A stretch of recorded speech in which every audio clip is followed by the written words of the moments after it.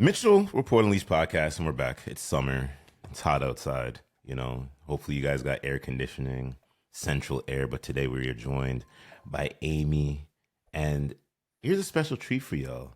I have access to her book right here, ladies and gentlemen. We're gonna put that in the camera. Hope y'all can see that. Her new book. The book is called The Ultimate Guide to Startup Success.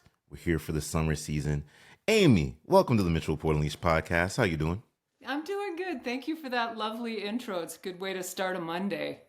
Of course. Monday like the hat, right? Yeah, Monday like the hat. Thanks for Right. the reminder. Right, I know. It's crazy. We're doing this on a Monday. Let's get into the conversation because I like to just jump in the deep dive in the conversations and things like that.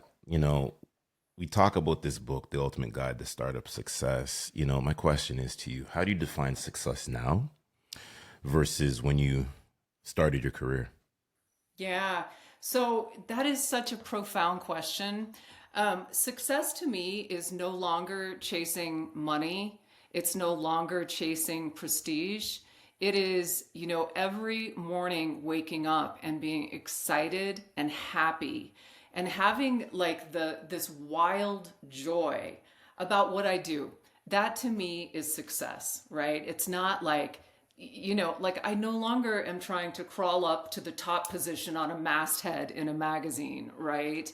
It's if I can impact one person with the words I write or the words I say, that is success to me. I mean, it sounds so silly, but I really do believe that. I love that you say that. So would you say, you talk about success not being about money, and I'm from that same belief. And I understand we all do the things that we're wanting to do. We want to get paid, some of Yeah. us in content creation, Yeah. podcasts, we're monetized, all of that. Would you say that money buys happiness or does No. money buy freedom? I mean, I guess it depends on who you are, right? Every time, I can only speak from my experience and, other entrepreneurs that I've spoken to over the years.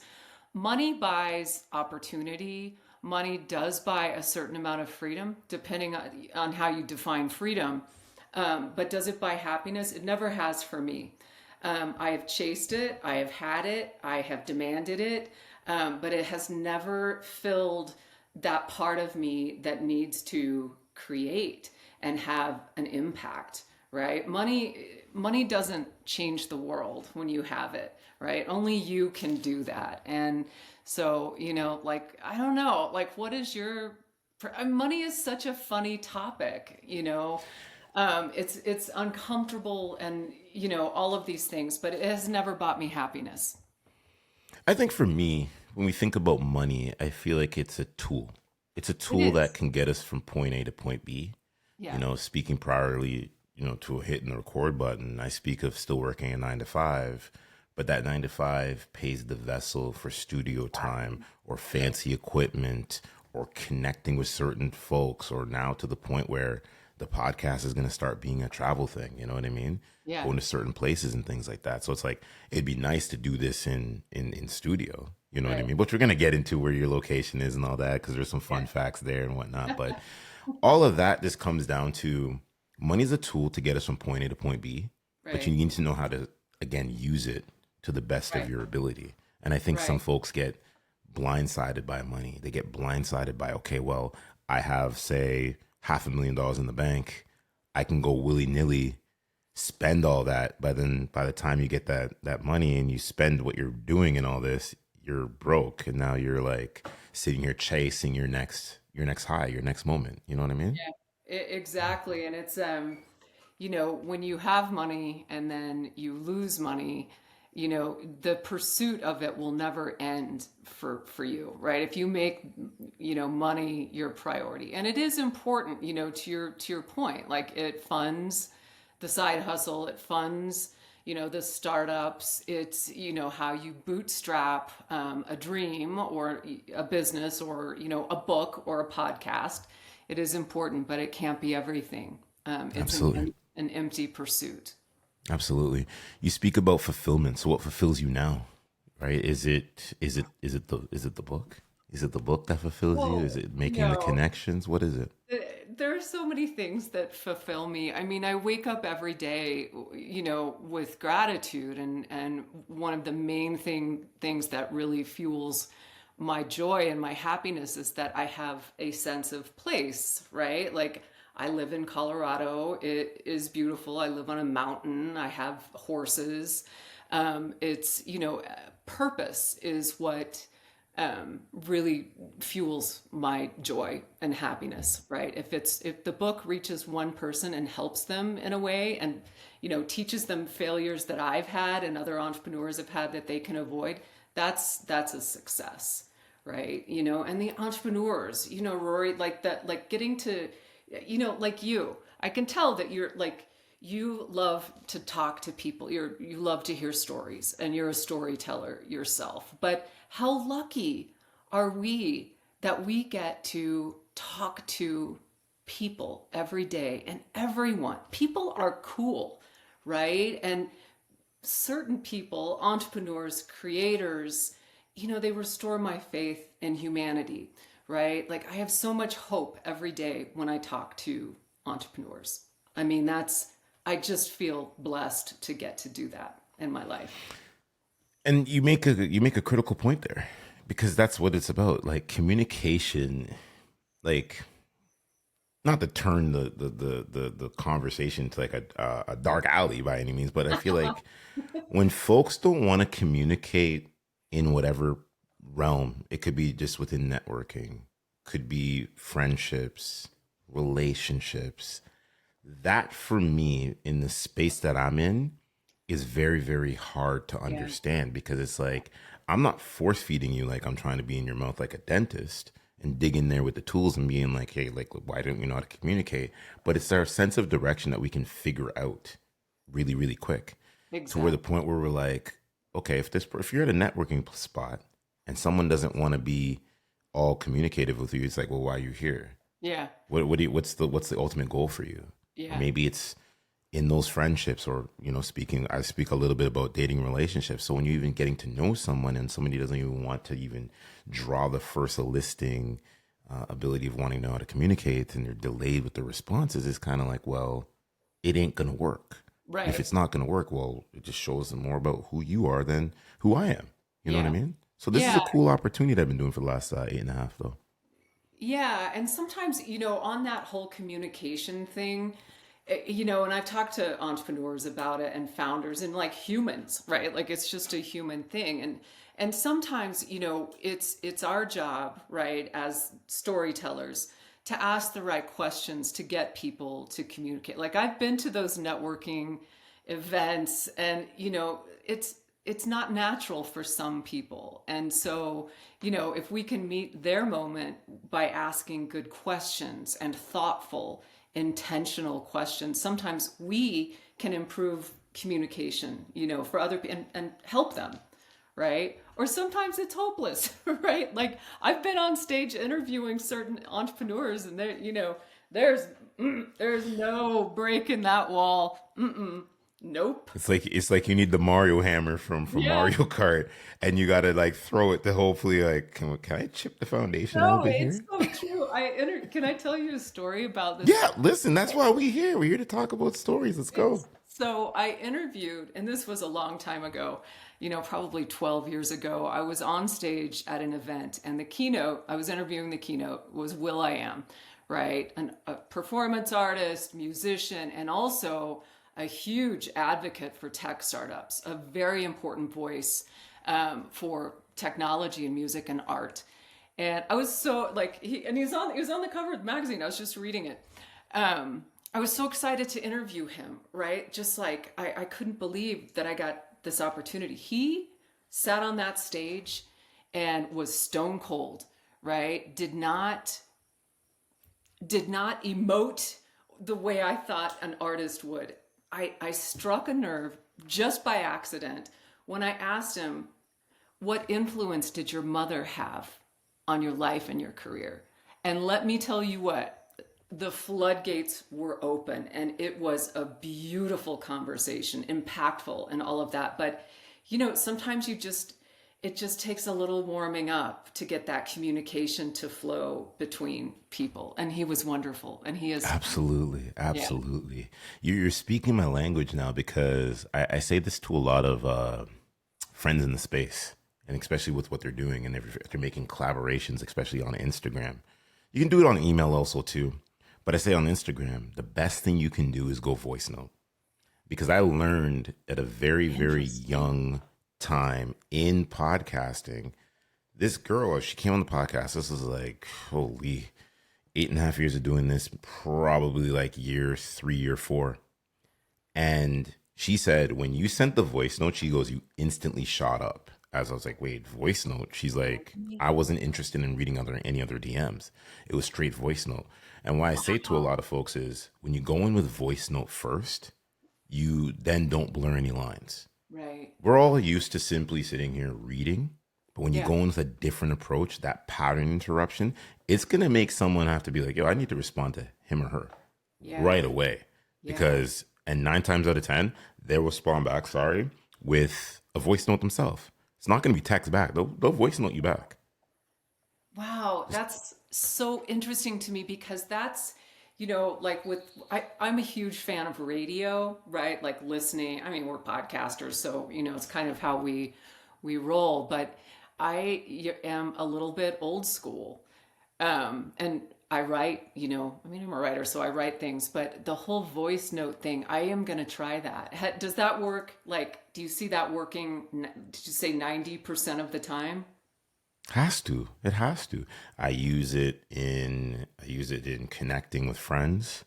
Like my phone is obviously not visibly to me. I'd put it up to the camera and whatnot, but a lot of my conversations are voice notes, right? Wow. I'm going to be honest. I don't have time to really bang out texts. Some Yeah. stuff, but Yeah. like when you're like voice noting, if I can say what I can say in 30 seconds instead of simply sitting here 5 minutes, that Yeah. extra 4 minutes of that 1 minute voice note, telling y'all about productivity here, it saves so much time. So That is that's such, my value for you today.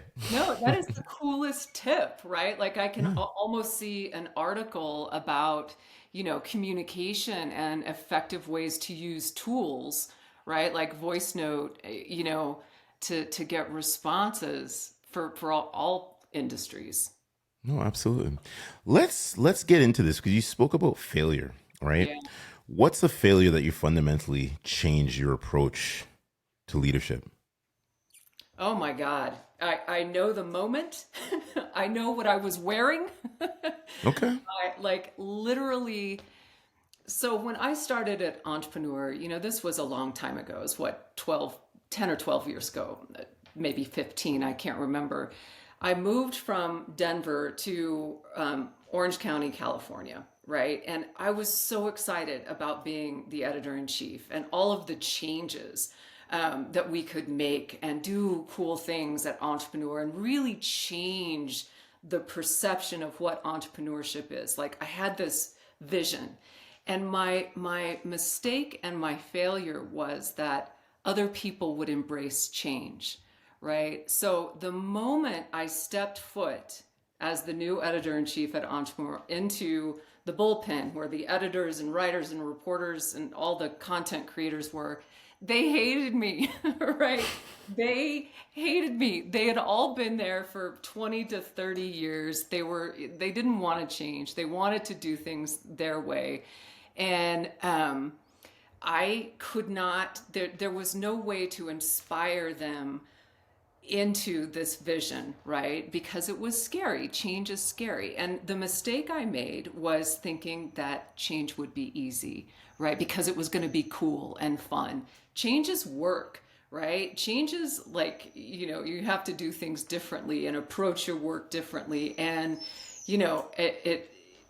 it was a failed attempt to, that first little bit I was an entrepreneur, it was really rough. But so people left, right? People are going to leave. And we were able to build up a very small team. Like we went from 60 people down to about 12 people. And we were, a dream team of writers and content creators and artists. And it was wonderful. But that first, I was shocked that, they hated me. They didn't want to do these things, but that was a failure in leadership on my part. Oh, no, I hear that. And the thing is, we always got to fail forward sometimes too, Yeah. right? Yeah. Not fail And in back, all but fail forward. directions, I failed all the 360 degrees, so, but that was the big one. No, for sure. Let's get into what's one belief you had in your early part, your career, that you may have possibly abandoned. Um, I oftentimes thought that just being authentic and being real was going to be enough to get me across the finish line. And sometimes you can't just, you have to be authentic, you have to be real, but you also have to, be smart, know your numbers, do foundational things. It's not enough to just glide into a newsroom and think because you're cool, everyone's gonna like you, yay, be real, but also have good, don't let your passion exceed your reason, right? Like have both sides of your brains engaged. I like that. Both sides of the brain engaged. Yeah, Because passion oftentimes, gets ahead of my logic. expand on that a little bit more, because I think the Yeah. audience kind of would want to like unpack that just a teeny bit. Like, what do you mean by that? Yeah, when you see something and you feel something and you love it and it's all you think about, right? Almost obsessively, right? And that's your passion, and you nothing is going to stop you, right? And I don't think it ever should. Like, don't ever let anyone stop you when you're feeling that, adrenaline. But you also have to bring along to the party the reason, right? The logic, right? The money, the funding, the team, right? You're not you are, good as a visionary, but you need a team of people and supporters around you. So you got to bring people who disagree with you. You've got to have all kinds of voices, right? You can't just be going rogue out there. It won't work. Right? It'll get you to a certain point, but you need to know your numbers and the business side. For sure. And I think where you have me here is the part of where you talk about like the negative connotation that may come from like family or friends or what we may see on social media on some of our posts. Yeah. And the thing is that you need that. And the thing is, when it comes to even like social media, and I speak to this on a lot, you have to look at, there's going to be a lot of folks that may resonate with you and some that are not going to. Yeah. And some will comment some stuff on your social media accounts that you have to be ready to deal with. And I've heard some people take a deep dive and they're like, man, I don't know about this. But I say, you got to have skin of Teflon out here. You do. Because if you don't, this world will eat you up. It will eat you up. It will. And, not just on social media, but in business and in life. But if you're going to put yourself out there, right, like you do and like I do, just gird yourself and be strong, because there's going to be a lot of trolls, a lot of hate for no reason. And if you let it impact you, it's going to slow you down, right? It's going to give you anxiety. It's going to, really impact your ability to be excellent and be great. But you got to be tough, and it's hard when people say mean things. It's funny because I was looking at a comment at the prior to the time we're recording this, and it was on a video I did, a podcast that I had about the topic, which I don't want to take away from our conversation, and there's a lot of significance with that conversation because it's like one of the highest views that I have on my YouTube channel, Mitchell Port and Lee's podcast, is one. The second part of it is that the continuous outpour of the comments that I see, there's a lot of folks that have compared that specific interview with someone else bigger in the community that has a well-established podcast. But there was other comments in there that I was looking at, some of the creators that were like, the way that you're passionate, you have the ability to listen, ask the questions, create a safe environment. So when I woke up the one morning and I saw this one specific comment, I said to myself, I'm like, this person, he's not listening.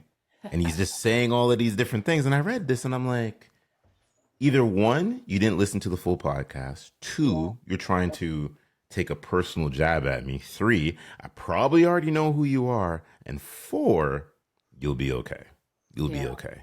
Keep Yeah. watching what I'm doing, because at the end of the day, it's not saying that I have an ego, but it's like folks will say certain things that may have had maybe a once business deal, relationship, something, just to try to steer you off the course. Yeah. But guess what you do? You don't steer yourself off the course. If you're playing Mario Kart, I was just playing Mario Kart recently, Switch 2, all that stuff. They're not paying me to say this, right? Fun game. If you have any friends or family, go to their house, play it. But as you're driving, one thing I learned about Mario Kart is you're going to have a lot of things that are going on that track. The track is life, right? So the track for me is the podcast. Yeah. So anytime you get those little boxes, you can get one box or two box. You can get two special items, you get that one. Depending on your place in life that you're at, if you're number one, you're not going to get all the good items. Yeah. But sometimes when you're behind, that's when you get the lightning bolts, the shells, and you're trying to just fight yourself back into position. And that's life. That's content. That's podcasting. Yep. What It I'm is. trying to say, what I'm trying to say here, folks, is follow along where I'm going with this. When you see those negative comments, that just knows, that's just, sorry, crop that out. That's just showing you your place of where you're going in life. Yeah. And as you keep climbing up the board, doesn't matter where you're going, there's going to be folks that try to throw that red shell at you. It may knock you out of first place, but heck, if you know how to steer that car, you know how to drift around those corners, you're back in first place again. And they'll be the ones that always be looking at you as you're heading your destination. But back to you, Amy. I just wanted to get that up. No, I love that analogy, because one of the things that a metaphor that I use with startups and with people who are, learning about hate and trolls, and when you're on, okay, so we're doing race car things right now. I'm going to move to a motorcycle, right? Okay, let's go. When you're on a motorcycle, right? And you are ripping, right? Just cruising on a road, a twisty road, we'll call it. And there's a pothole, right? Right in front of you. If you focus on the pothole, you are going to hit it. If you focus on all of the negativity, you're going to crash and burn, right? You cannot focus on the potholes in life, and they're just going to be there if you're out there, as a personality and you have a presence on social media. I mean, how do you advise? I'm just curious, Rory, how do you advise your listeners to deal with those trolls and that hate, right? Like, you had the audio note piece of wisdom, but how do you advise on it's a big deal, right? It can really get in people's heads. You gotta, you want the sports reference side of me. Okay. Yeah, I let's like go this. for a new reference. Yeah. So here's what I'll say. Look at the greats. Why? That's all I talk about. I talk about goats and greats, right? You look at the guys like Michael, Kobe Bryant, Tom Brady, Patrick Mahomes, Roger Federer, Rafael Nadal. Let's just say that. Michael Jordan didn't give a damn if he was home or he was away. Kobe Bryant didn't care if he was home or he was away. Patrick Mahomes, home or away. Tom Brady, home or away. You have to adapt that mindset, that laser focus, locked in, killer instinct mindset. And what I'm trying to say is that when you hear those boos, Michael Jordan was in the Garden dropping 50, 60 points on the New York Knicks. Yeah. I'm sorry to say that to my Knicks fans out there. Kobe Bryant the same way. Tom Brady, 28-3, right? He wasn't even the home team. It was the Atlanta Falcons in Mercedes-Benz Stadium. 28-3, ladies and gentlemen, greatest comeback we've ever seen. Yeah. And I'm saying this from as a Patriots fan. That's the reason why that day was showed me that he's the GOAT. What I'm trying to say here is that those guys will tell you, if you listen to their interviews, you have to get complete tunnel vision. Yeah. You may hear that boo, but you can't let that affect your game. Yeah. Right? For me, I see those comments, oh, Rory doesn't do this, Rory doesn't do that. If you're taking a personal stab at me, it says more about yourself. It tells me that you're not going to go to where you need to go to because you're too focused on me. You got to start clapping. But the thing is, this is where it comes back to self-love and self-care, right? That's the number one ingredient in content creation. Self-love and self-care. Not saying narcissistic, saying self-love, being in love with yourself, going to the gym, working out, running, doing all those great things, and taking time to yourself to understand who Amy, who Rory, or who you are. You got to sit there sometimes in solitude Yeah. and just really refortify the mindset. Yeah. Because the thing is, this world will gobble you up. There's a lot of triggering things that are out there, but it's not saying that we're not human. You just have to ignore this stuff and adapt, like Kobe Bryant said, the Mamba mentality. Because Mamba mentality doesn't start unless you have the basketball. And I say this to every man and woman and child. What is your basketball and what is the vessel you're using to get there? By any means necessary. Yeah. That doesn't mean you stomp on folks like Mario to get to where you need to get to. You have to rally behind the right ideal minds that's going to help shape and shift where it is you're trying to go. Reach one to teach one effect. Back to you, Amy. No, that is really beautiful and a really great way to explain it. And I like the other thing I would add to that is, like shutting out the noise, and really that tunnel vision is so key. But I think also like inspiring greatness and excellence, in all of the people around us in business and creativity, right? Like if we can spark one idea or inspire someone to go try what they have dreamed of for so long, I mean that's powerful, Rory, right? And just like what you just said about the tunnel vision and not hearing the boos, that affected me, you know what I mean? Because it's so easy to get sucked into a spiral of ugliness these days, right? And sometimes you just have to tune it out. And that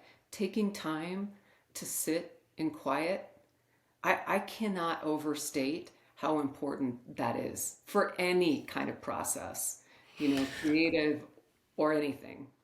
I'll say this even more, sharpening your mind with something, right? It's like Bruce Lee says it, you got to be like water. Water will flow or water will crash. So how are you pouring back into yourself? What's the information you're taking in? Because we can give out a lot of information out, but what are we taking in? Yeah. So it's like right now, this cup, stainless steel cup, it's coffee inside it. It's my second coffee for the day. I don't do that all the time, but today is a day where I was like, I need two, right? It is what it is. But what that says is I'm drinking my coffee, I'm sipping my coffee, I have my water that I'm going to obviously intake and things like that. But you have to just know how to fill that cup. Mm-hmm. I can't go 4 or 5 coffees today, or I'm just going to start just being a jitterbug all over the place, bouncing off the walls. Then when I go to have my gym workout and I'm in the gym for an hour and a half doing what I'm doing, my workout's probably not going to be the best. I'm too jittery. Yeah. So what I'm trying to say is you have to know what you're putting back into yourself. So how do you sharpen the mindset? You have the right inner circle around you, the right accountability partners, the right podcast, the right music, right? It all comes down to what it is you're wanting to pour back into yourself. Exactly. Because we both know the world's right now in an uproar. It's anarchy outside. It is. It's anarchy. Do I like the tomfoolery stuff sometimes? Like you see some funny stuff on social media, you laugh. Yes, of course, because we're human. But you know what? There's times where I'm like 7 days out of the week, about 4 of those days, it's locked in mindset stuff. It's audiobooks. It's things that are going to help shape and shift what it is I'm doing. Because if I'm not taking in the right information, I can't create a podcast the way I need to. Exactly. That makes sense. Yeah, it does. And I get a lot of times questions, from entrepreneurs and founders, what books should I read? And my advice is don't read one type of book, right? Don't read all business books. That's like eating a diet of carrots, right? You have to have variety and you need to read, right? People read, pick up a book, read 100 Years of Solitude, read nonfiction, read fiction, right? Challenge yourself because reading it and podcasts too, it is so good for the soul to stay curious and to learn new things. And in moments of chaos, right? Like the world right now, it's shuffling. There's a new order to the world. And I just feel like the more you know, the more equipped you are to be a person of strength and integrity, you Of know? course, absolutely. Well said, beautifully said. Because there's so many distractions. And we Yeah. know that it's like, I feel like some folks rather focus on the distractions than Yeah. focus It's on their easy own to grass. because it's just we're inundated with the distractions. For sure. Let's get into this because I feel like it's a conversation, entrepreneur, content creator, things like that. It's one piece of advice you give to someone scaling too fast. And we're talking about scaling within the business. Because I feel like some folks want to scale. They think they can scale within like 1 month into the business. And it's like, well, where's your Yeah. marketing plan? But let's Yeah. talk about that. Yeah, and the thing about scaling is it's wonderful, but you need to have a plan for it. So the way that when I'm working with founders and even people who are, serial entrepreneurs, it's the goal is always scaling, but you need to pause, right? That moment of thought we were just talking about earlier and look at first of all where you're going and where you want to go, right? And before you scale too soon, be willing to pivot, right? Be willing to make the changes that you need to get to the end game. And honest to God, Rory, know your numbers, right? Know where the funding is, what your revenue looks like, what the customer base looks like. And, like don't jump the shark with scaling too quickly, right? Because it's a recipe for disaster. But the thing also, I think, right, like with entrepreneurs and businesses and startups and all of this, the most important thing when you're scaling, when you're succeeding, when you're exiting, is that you need to know what you stand for as a business, right? It is the essence of your story, your brand, like Patagonia. I love the Patagonia case study because it is a company that knows exactly what it stands for, right? It could scale, 100 times what it is right now. It doesn't want to, right? Because it is, a socially conscious company that has ads out in the universe saying, do you really need that new Patagonia jacket, right? Like so before you scale, know what you want to scale to, I think is, I took a really roundabout way of getting there, but that's what I think I'm trying to say. No, and that's well said. Because I think at the end of the day, it's like you hear it so many times. People are like scale. And Yeah. it's like, What does that maybe mean? maybe you're not there yet. Like Exactly. you gotta crawl before you can walk. You gotta perfect small before you get big. Yep. Right? You know what I Yep. mean? I use a lot of different analogies. Like I'm like, if you play Super Mario Brothers, you need to eat the big mushroom and the fire flower and the feather that makes you like fly up in the air for a long period of time. Because you're not beating the Mario Brothers doing it just by just staying small. Yep. There's a reason why they give you the big mushroom because you technically get 2 lives. Yep. So when you get hit, you go back to the small person, but then if you get hit, then it's game over. See Right. what I just did Right. there? I'm either Right? gonna watch play Mario Brothers or go have like a giant mushroom after this, you know. Right? Yeah. And Mushrooms on pizza though, maybe. what's that? Mushrooms on pizza though, Oh maybe. yeah. Yeah, yeah, yeah. Yeah. Mushrooms on pizza, mushrooms and salad. Mushrooms, not psychedelic mushrooms. Just Mushroom. Wait, hold time. I need to take a Deion Sanders here real quick. yeah, See what I just did there. yeah. See, they're not catching on yet. um, mushrooms and salad. Yeah, hello. Yes. Let's talk about that. All right, maybe in Toronto, y'all don't put mushrooms on your salad, but out here in the normal place of Colorado, which by the way isn't that normal, we put mushrooms on our salad, mushrooms on our pizza, mushrooms in our pasta. We forage, right? There's a lot of mushrooms in the springtime, so we are like truffle pigs, and we're out there, never mind. It's fair, but mushrooms in the salad. I never heard mushrooms in the salad, and I like how you call the whole city of Toronto. Toronto. Listen, that wasn't me. No, That's Colorado. I love Toronto. No, I love that. Let's get into. Cause I haven't had a chance. Cause Yeah, life be lifing. yeah, Let's get into this ultimate guide. yeah. Startup success. This is your baby, your passion project. Like let's talk about it. Like how long did it take you to get into all this I and build mean, this out? it's taken me my entire career to understand what, should. So when I went into this book, it was really to write a book that was useful, right? Like I just wanted to give people information that I didn't have when I was launching businesses, right? And things I wasn't paying attention to, right? So it's a very, brass tacks, right? So how to know what formation, to launch your company in, tax shit that you need to know about, but people don't know about. And there's also a lot about AI, right? Like pitch decks in the age of AI, hiring, right? Partnerships. Like when you have a partner in business, you better have an operating agreement, right? Like who gets what. So it was really just kind of giving entrepreneurs foundational. This is not a book about rainbows and unicorns, right? This is a book about what you need to do to succeed, right? Lay down the foundation so that it's strong. So your passion and reason are in tandem with each other. So that was kind of the goal. I am not a lawyer. I am not an accountant. So the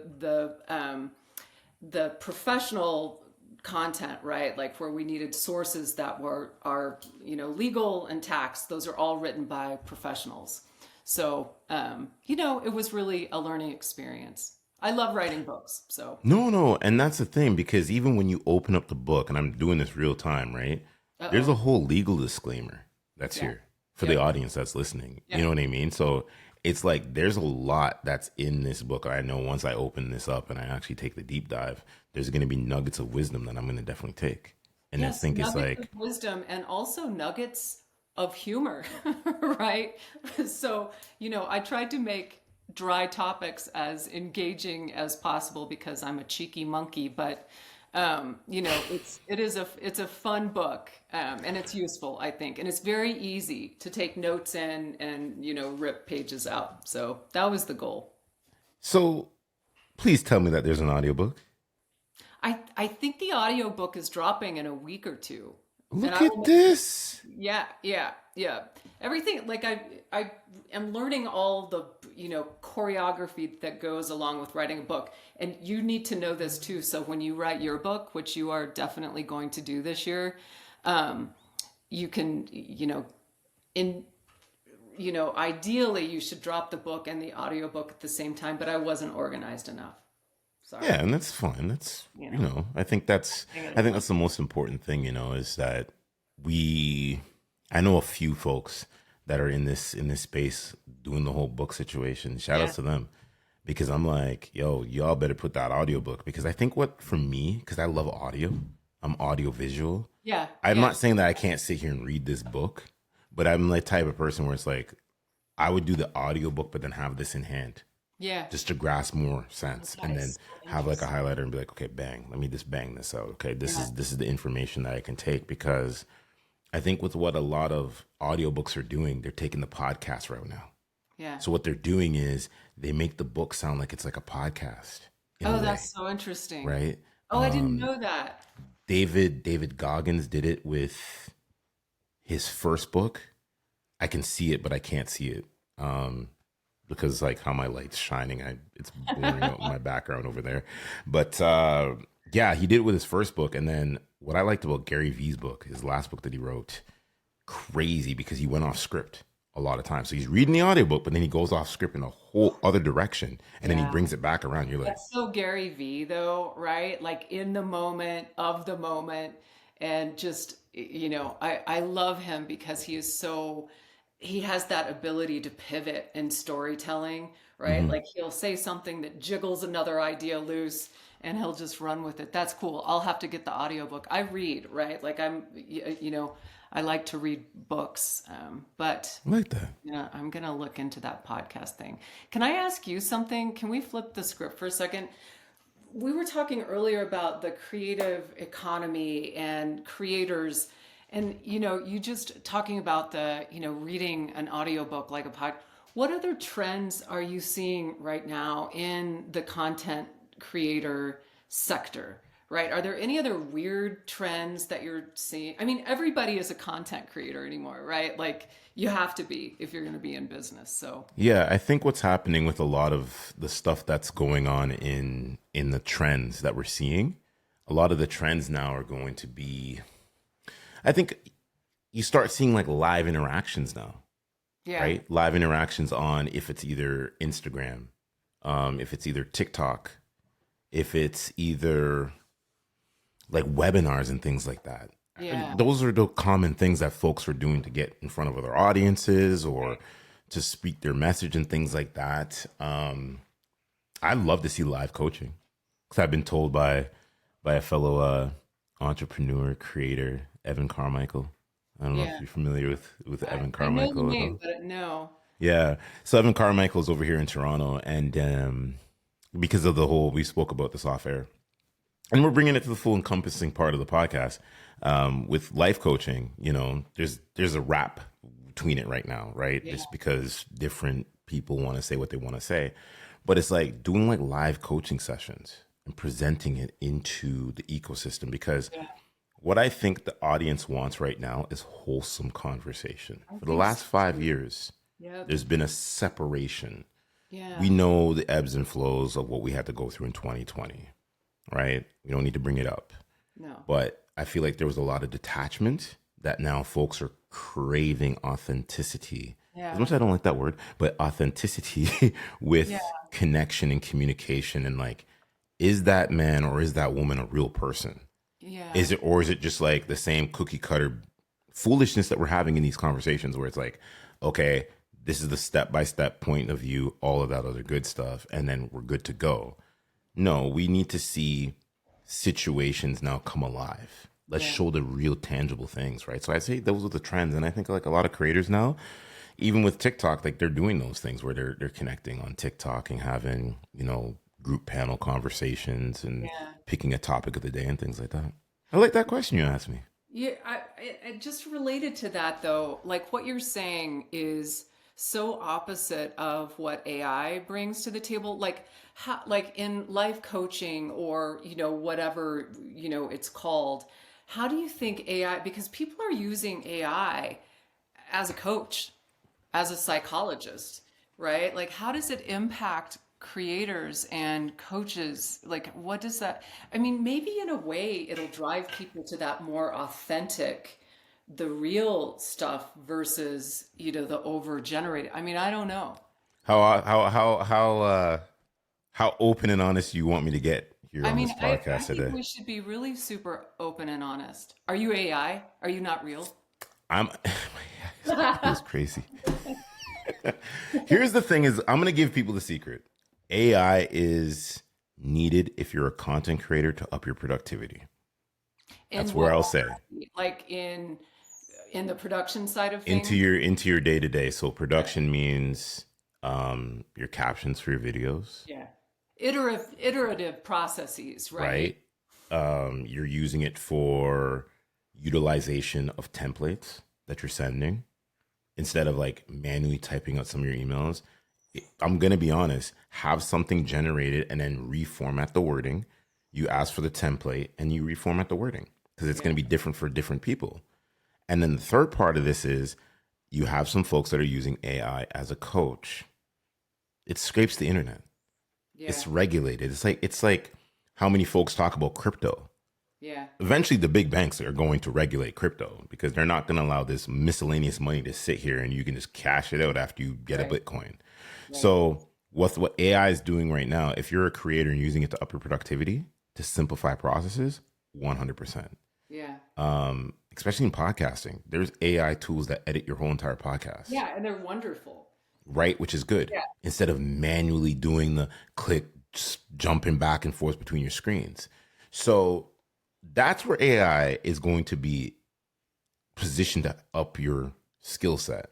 Yeah. The ones that are using it, and I'm going to be honest, because I see creators doing it, I can tell they're using it to map out their book. Yeah. I don't think that's going to be suitable because your editor can go into your book and say, okay, this is not necessarily you. This is sounding too, Machine scripted. like. Yeah. machine-like. Yeah. Where's the original thoughts, right? It's like I said, is people do what they want to do, but the thing is, folks can see. Folks can see.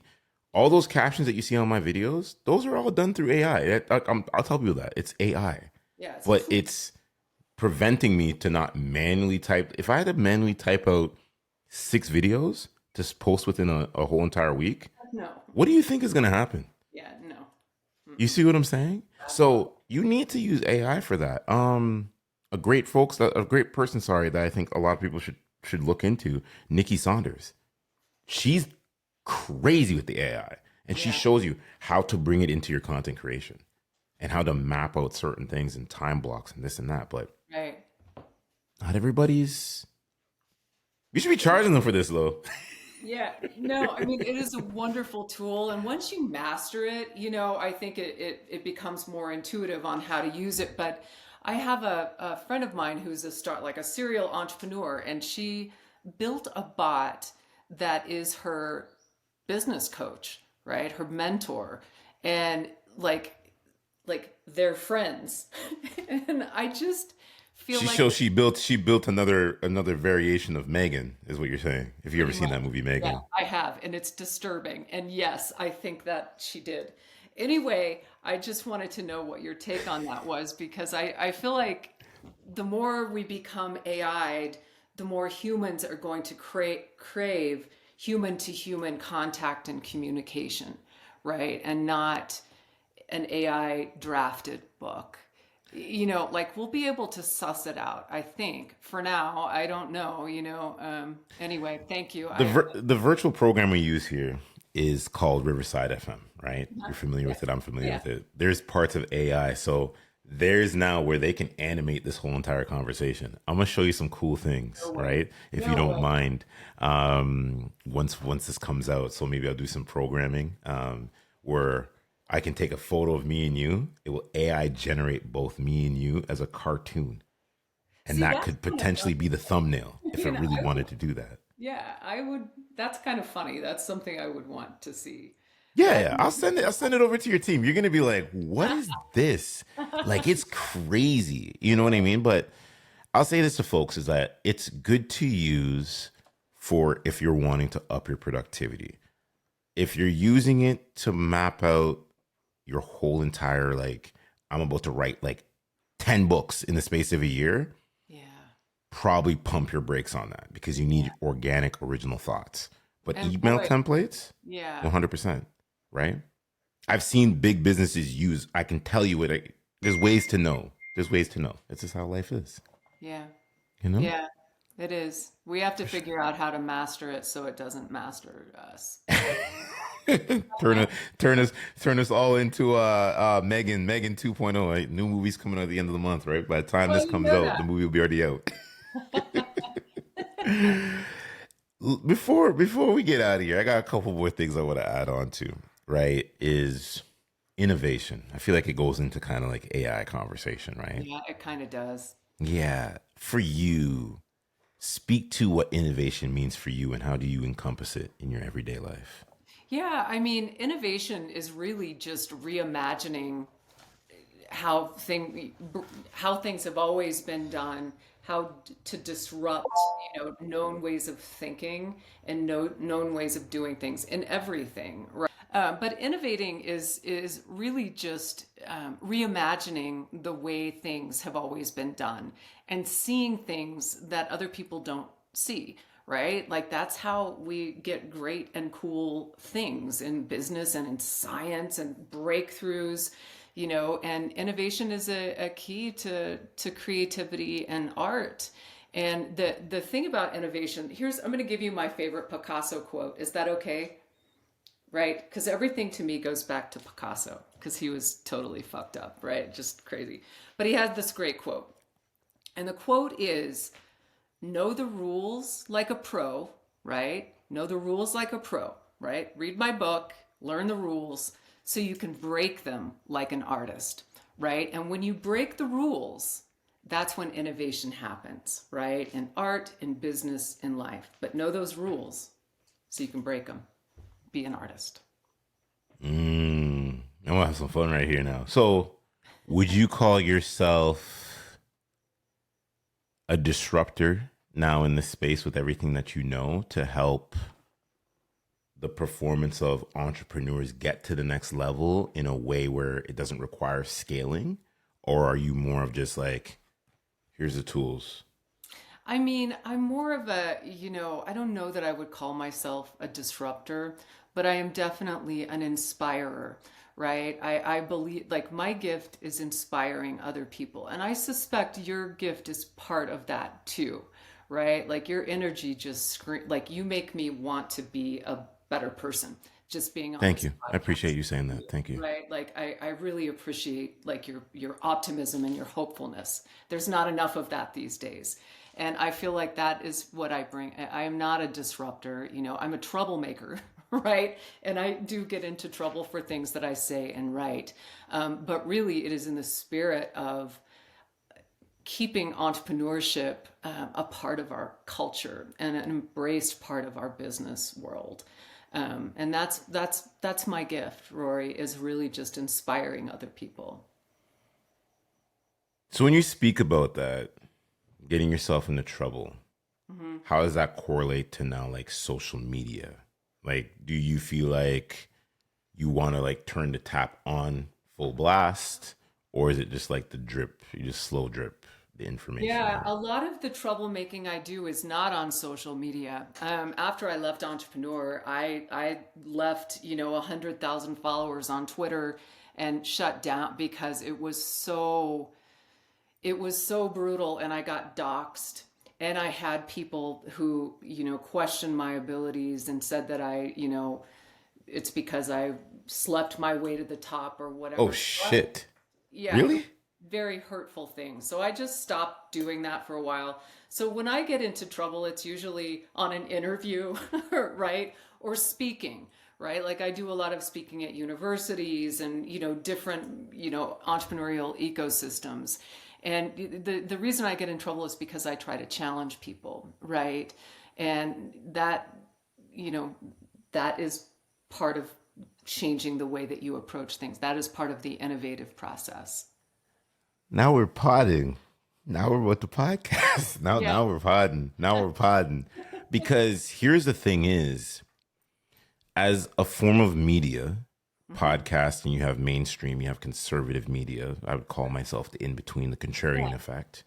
I watch both sides of conservative and mainstream media. And to be a contrarian in the space of podcasting is so important.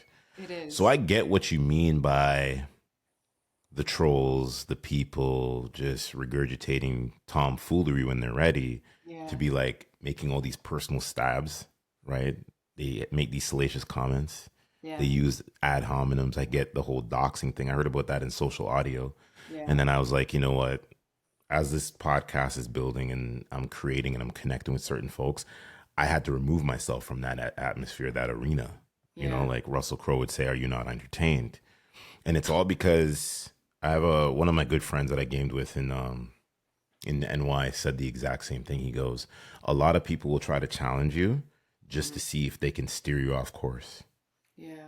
They challenge you in such a way because they're trying to get to where you are at a Yeah. quicker pace. Yep. And if they can somehow dox you as one or try to make some sort of assessment or try to like post your personal information out Yeah. on the World Wide Web, It they'll throws you win." off kilter, right? It throws you off your game because it's personal, right? You feel vulnerable and you feel exposed, right? And I did not like that. And so, I am not cheeky on social media. I am just out there supporting other entrepreneurs, right? And pushing them to excellence. And, I love that. you know, I don't know, man. It's a tricky business on social media, and it's for some people. I was on a podcast a couple weeks ago, and there are groups of people who no matter what you and I say, right, like to try to inspire people to be great and do take a first step towards something. There are marginalized parts of our community who feel their lives are in danger by doing that. And I had never, because I it's I had never considered that. And it was a big learning for me, right? For me to be out there saying, all you have to do is take the first step. Well, if we take the first step, we're LGBTQ, right? We're exposed. Our physical safety is exposed. And I don't know how to respond to that. But it affected me deeply. But then that's the thing. It's because the whatever part of the mainstream you're a part of, Yeah. there's this sense of like pour out everything that you need to pour out. Yeah. But then when you do it, there's certain folks that will try to come for you. Trust me, I've seen it happen. Yeah. It's access denied. Because I think I go back to being that contrarian. When you have the contrarian ability and you know how to flip flop, like the other day, I was really on a YouTube comment, I was called a grifter. And I was like, what? I'm a grifter? Just throwing that term around now. Right? These terms that people don't know, like, yeah. You're a narcissist because you set boundaries. Oh, okay. I'm sorry that I know my non-negotiables. I know my boundaries. Or you're a grifter. Or you're a simp. It's like, well, a simp. Like, how? Right? And I don't even respond back to these comments because it's like, I control two with the best of them. You got to remember what I do. When you're 8.5 years and like know how to talk on a mic and you watch a lot of different things, like I see all the debates. I watch a lot of debates. I see how guys steer the narrative. Yeah. And the thing is, when you know how to have the ability to do that and it's so easy, you can have folks just fighting themselves in the DMs or in a comment. And it's kind of funny in a way to do that. When you just say what you need to say and then people have to apologize at the end of the day because you called them out and then they look at it, oh, I'm being a jackass. Yeah. You know what I mean? It's such a weird anthropological, place we find ourselves. And every time I talk to someone like you, like my eyes are opened in a different way, it changes my perspective and it's, it's really cool. And what you're doing is really cool, Thank you. And I'm happy that I get to talk to you. New perspective. Yeah, of course. Come on now. That's what we do here. But here's my challenge I'm going to have to put up to you because this is the pro wrestling in me now. I love me some wrestling. Oh dear. I think you need to come back into the social media realm, but maybe do it in a way where it's like cancel and silence all that noise from all the other tomfoolery. When people say whatever they want to say, it's what did Denzel say in that one movie? I forget what movie it was. He's like, it's not what you know, it's what you can prove. Yeah. Prove it then. Yeah. Yeah. I know. I mean, I don't disagree with you at all. It's like, I just kind of have to, at the end of the day, is it going to be about me? Right? Like it's so loud out there anymore. And really all I care about is like helping people, like really encouraging people like you do, to do cool shit. And, I don't know. It's good advice, Rory. You gotta tell him it's about this. It's about the book, ladies and gentlemen, right there in that camera. You see that? Right there in the camera. I'm gonna take my face out the camera. That book right there. That's what y'all need. That's what it is. I'm super proud of the cover design, right? If nothing else, I have a really great designer in Poland. They're wonderful. I love that. Yeah, I love that. Cool. In the words of, because I don't work for the company anymore, Apple. In the words of Johnny Ives, when we were having the behind the scenes, he'd be like, the simplicity of the this and the that. Shout out to Johnny Ives, man. One of these days, he has to give me some time. Like, you got to give me some time on the podcast, my guy. Oh, my God. That's but brilliant. The simplicity. Every time I heard him say that, I was like so mesmerized. I was like, yo, that's so polarizing. He says simplicity, and I'm like locked in. Yeah. I'm like, yes, new iPhone. Let's go. September. Yeah, no. He has many good points. For sure. But Amy, it's been a pleasure. Oh, by all means, your team, at any single time y'all want to do this again, I'm fair game. You have an open invite. Come on our podcast. I think you're wonderful, and you have the most calming voice of anyone I've spoken to in at least a year. So I'll say this much: you know what it is with me. I never was that type of person when it came to the podcast. I used to be very ranty and breathy and this and this and this. My early years, I used to be just a just the presence. But now I just realize is that when you have that inner grounding with self and you understand self, Yeah. and for the last 5 years, I say this to anyone, champion that inner part of growth, that self-care, that personalized development, find the coaches, find the therapists. If you still suffer from parts of trauma in work or relationships or whatever, unpack all of that, ladies and gentlemen. When you do that work, you come from a safe, guarded, grounded space. And a lot of people will not know how to deal with that. Yeah. They don't. They try to get around you. They realize that you're different, and they'll figure it out. They just have to submit and tap out because they realize that they can't hang in the realm, in the Coliseum. Yeah. Russell Crowe said it. Are you not entertained?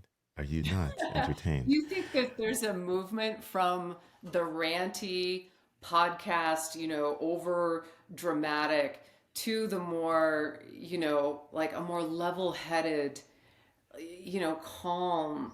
It's so much easier to participate. Here's what I'll say. There's ways to, if you're wanting the viral moments day in, day out, it's ways to do it. I have the ammunition to do it, but it's just like, do I really want to get into that? Yeah. Because I could just be a holy terror. Yeah. Yeah. Yeah. Like I could be Michael Myers, Freddy Krueger, and Megatron all in one setting, and people would be like, "What is going on here?" This is slightly terrifying, but also kind of exciting. Right? Right.